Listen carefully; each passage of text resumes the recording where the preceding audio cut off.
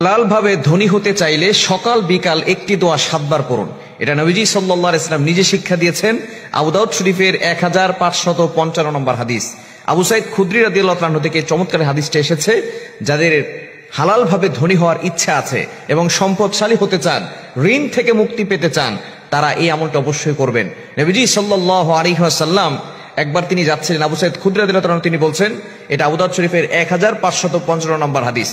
আবু সাঈদ খুদরি রাদিয়াল্লাহু তাআলা বলেন, নবীজি সাল্লাল্লাহু আলাইহি ওয়াসাল্লাম যখন মসজিদে নববীর পাশ দিয়ে হেঁটে যাচ্ছিলেন, এমন সময় দেখেন আবু উমামা রাদিয়াল্লাহু তাআলা তিনি মসজিদে বসে আছেন। নবীজি সাল্লাল্লাহু আলাইহি ওয়াসাল্লাম ডাক দিয়ে বলেন, ইয়া আবা উমামা, ও আবু উমামা, তুমি এমন সময় মসজিদে কেন যে সময় নামাজের ওয়াক্ত হয় নাই? আবু উমামা রাদিয়াল্লাহু তাআলা ডাক দিয়ে বলেন, ওগো নবীজি, দুশ্চিন্তা ঋণের বোঝা আমাকে মসজিদে নিয়ে আসছে। সাহাবায়ে কেরাম দুশ্চিন্তায় পড়ে গেলে, টেনশনে পড়ে গেলে তারা মসজিদে চলে যেতেন এবং তারা ওযু করে নামাজ পড়ে আল্লাহর কাছে চাইতেন। সাহাবায়ে কেরাম সব সময় আমাদেরকে যে মেসেজগুলো দিয়েছেন যে কোনো বিপদে পড়ে গেলে আল্লাহর কাছে সাহায্য চাইতে হবে। আল্লাহ তাআলা নিজে বলে দিয়েছেন 2 নম্বর পারা 2 নম্বর পৃষ্ঠার 10-11 নম্বর লাইনগুলোতে, সূরা বাকারার 152 নম্বর আয়াতে আল্লাহ তাআলা জানিয়ে দিয়েছেন, ইয়া আইয়ুহাল্লাযীনা আমানু ইসতাঈনু বিস-সাবরি ওয়াস-সালাহ। সূরা বাকারার 153 নম্বর আয়াত, হে ঈমানদারগণ, তোমরা ধৈর্য এবং সালাতের মাধ্যমে আল্লাহর কাছে সাহায্য চাও। সাহাবায়ে কেরাম বিপদে পড়লে আল্লাহর কাছে সাহায্য চাইতেন। আবু উমার রাদিয়াল্লাহু তাআলা মসজিদে চলে গেছেন। নবী সাল্লাল্লাহু আলাইহি ওয়াসাল্লাম বলতেছেন, ও আবু উমামা, ইয়া আবা উমামা, হে আবু উমামা, তুমি এখানে বসে আছো নামাজ রক্ত ছাড়া? তিনি বলতেছেন, টেনশন আর ঋণের বোঝা জর্জরিত হয়ে আমি মসজিদে এসেছি।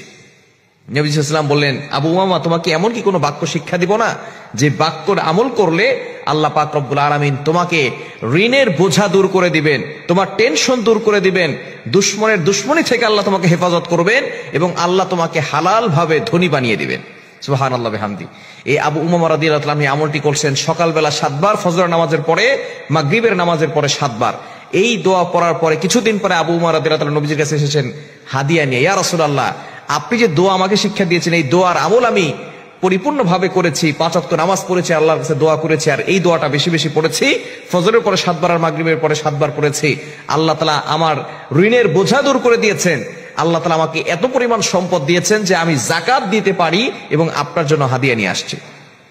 দোয়াটি হচ্ছে, আল্লাহুম্মা ইন্নী আউযু বিকা মিনাল হাম্মি ওয়াল হুজনি ওয়া আউযু বিকা মিনাল আজাজি ওয়াল কাসালি ওয়া আউযু বিকা মিনাল জুবনি ওয়াল বুখলি ওয়া আউযু বিকা মিন গলাবাতিদ দাইনি ওয়া কাহরির রিজাল।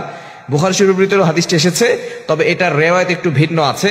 তবে এই হাদিসটা আবু দাউদ শরীফের 1555 নম্বর হাদিস। নবীজি সাল্লাল্লাহু আলাইহি ওয়াসাল্লাম চমৎকার এই দোয়াটা শিক্ষা দিয়েছেন। এই দোয়াটা ফজরের পরে 7 বার পড়বেন, মাগরিবের পরে 7 বার পড়বেন। আল্লাহ তাআলা গায়বী সাহায্য আপনাকে দান করবেন, ঋণের বোঝা দূর করবেন, টেনশন মুক্তির ব্যবস্থা করে দিবেন। যারা ফ্রাস্ট্রেটেড পিপল আছেন, দারিদ্রতার ভিতরে পড়ে গেছেন, তারা এই দোয়াটা পড়বেন। যারা ঋণের বোঝায় জর্জরিত হয়ে আছেন, তারা এই আমলটি করবেন। আল্লাহ তাআলা আপনার ঋণ দূর করে দিবেন এবং আল্লাহ তাআলা আপনাকে হালাল ভাবে ধনী বানিয়ে দিবেন। দোয়াটি আবারও বলছি, আল্লাহুম্মা ইন্নী আউযু বিকা মিনাল হাম্মি ওয়াল হুজনি ওয়া আউযু বিকা মিনাল আজাজি ওয়াল কাসালি ওয়া আউযু বিকা মিনাল জুবনি ওয়াল বুখলি ওয়া আউযু বিকা মিন গলাবাতিদ দাইনি ওয়া কাহরির রিজাল। এই দোয়াটা আমরা অবশ্যই পড়ব ফজর নামাজের পরে 7 বার, মাগরিবের নামাজের পরে 7 বার। আল্লাহ তাআলা টেনশন দূর করে দিবেন, ঋণের বোঝা